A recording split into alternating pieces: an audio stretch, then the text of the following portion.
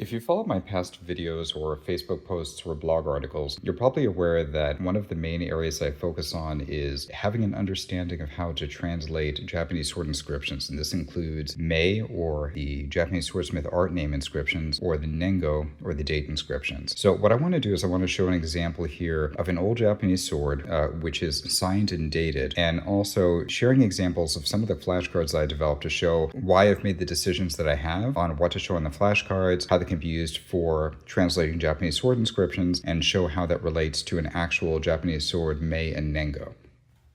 So what we have here is we have a Japanese sword that is from the early part of the Morimitsu period, actually the earliest part of the Morimitsu period.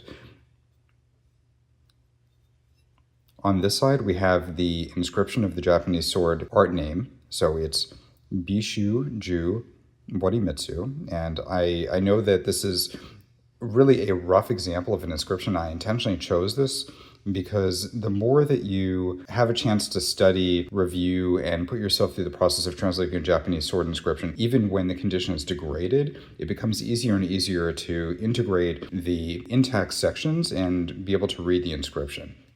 So a typical format for a nagame, or a longer Japanese sword inscription, is at the very top you have the province. In this case you have Bishu as the province name, and there's two different ways that you'll see Bizen written. You'll see it in this form, at the very top in white, Bizen, and what I've done is I've both used the main name and then a variation below that to show different ways that the province name could be written. So at the top we have Bishu. Below that, a typical structure for Bizen inscriptions is that they'll be followed by Osafune. Osafune refers to the province in Japan where the largest school in Bizen worked. And at the very bottom you have the art name. And you can see here it's Mori. The very last kanji at the end of the nakago is a little bit rougher, but it says Mitsu. So the reason that I made the decisions about which kanji to include in my flashcards is that I wanted to curate these based on the most common kanji that you'll see. In this case, this is one of several kanji that can be read as Mori. And on the back of the cards, I have common mei that you may see which incorporate that particular kanji. You'll see that Morimitsu is one of the more common Japanese swordsmith names that you would encounter. So here, by going through and studying the mei flashcards, you're getting familiarized with common kanji that may appear in art names. And on the back, you're seeing a common structure of an art name that you might encounter in the actual real world. So Bizen Osafune Morimitsu on the front, and on the back we have the nengō, where we have the date inscription. And again, I understand that this is going to be a little bit rough and difficult to read here, but what we have is we have the we have the time period name at the very top. In this case, it's Oi. Oi is the first time period within Morimitsu.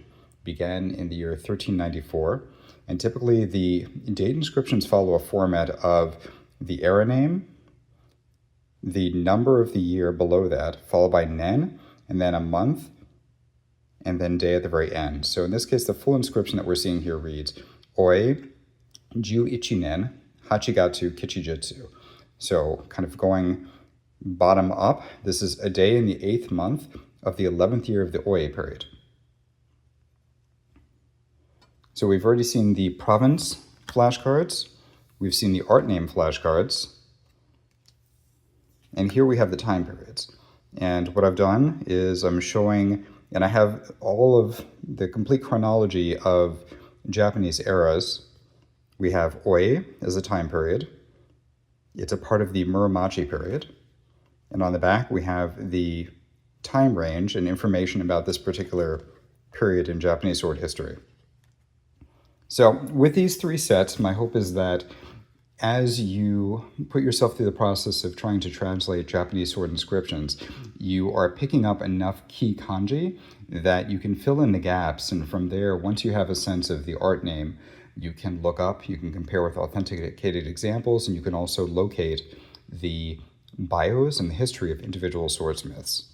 So this is a starting point. I will follow up with additional videos soon that go through in more detail the process of doing these translations. Thank you.